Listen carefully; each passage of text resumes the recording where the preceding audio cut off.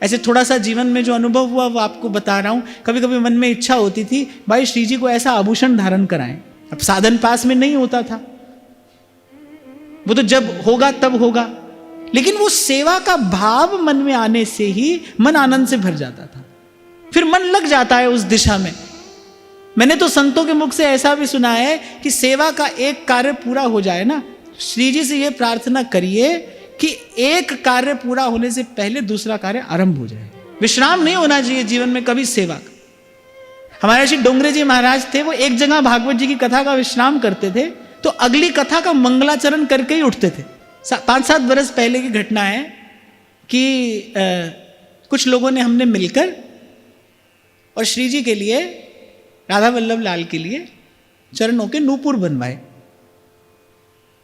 अब नूपुर धारण होने थे श्रृंगार में, रात्रि के समय मैंने निवेदन किए तो कल श्रृंगार में धारण होंगे।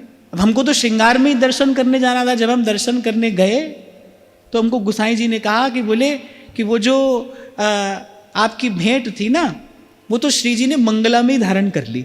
मैंने कहा मंगला में कहाँ धारण कर ली? बोले थे तो नूपुर, पर श्री जी ने कटी पर ही धारण कर ली। श्री जी की तुम पर बड़ी कृपा है। मैंने मन में सोचा, मैंने कहा आप नहीं जानते, वो ये कह रहे हैं कि अब अगला आभूषण कटी का आना चाहिए। ये भी उनकी बड़ी कृपा है, यही उनकी बड़ी कृपा है।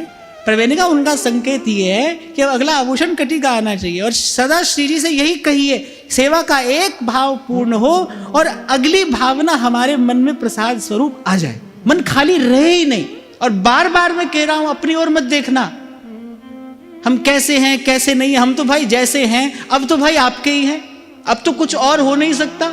जो हम भले बुरे सोते, अब तो आपके ही हैं भाई, आपके ही हैं, आपके ही हैं।